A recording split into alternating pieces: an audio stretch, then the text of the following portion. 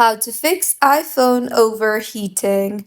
Hello everyone, I am Bishaka and welcome to our channel. Now let's get right into the tutorial. The first fix for this issue is simply remove your phone case. So go ahead and remove your phone case, especially if you are using a thick phone case or if your phone case does not allow heat to escape. See if that helps, and if not, then you can stop using demanding apps. So swipe up on your screen in order to move to the app switcher, and then go ahead and close all the apps in the background, or simply close apps that are heavily using the processor, such as games, video editors, or navigation apps. You can then try to stop charging your iPhone, as if your phone is overheating while charging, unplug it and then let it cool down before using it again. Make sure not to put your hot iPhone into a refrigerator or the freezer. Simply leave it in the room temperature to cool it down. Next, open settings again and then tap on general and then on background app refresh. Here you can go ahead and turn background app refresh completely off, or simply turn off background app refresh for apps that do not require background app refresh.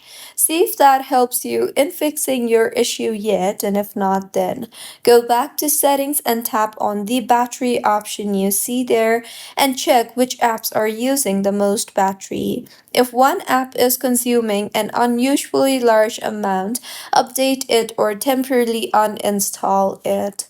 Also, go back to settings again and then tap on general and then on software update, and then go ahead and install any available iOS update and then restart your iPhone. Your issue should have been fixed by now, and if not, then in settings again, tap on accessibility and then tap on the display and text size option you see there under the vision tab. Further, go ahead and toggle on the toggle button for auto brightness. See if that helps, and if not, then go ahead and turn off unnecessary connectivity, such as you can disable Bluetooth for the time being. You can also disable personal hotspot, and you can also disable location services if you do not require it. Also, in settings again, tap on battery and then on battery health and charging.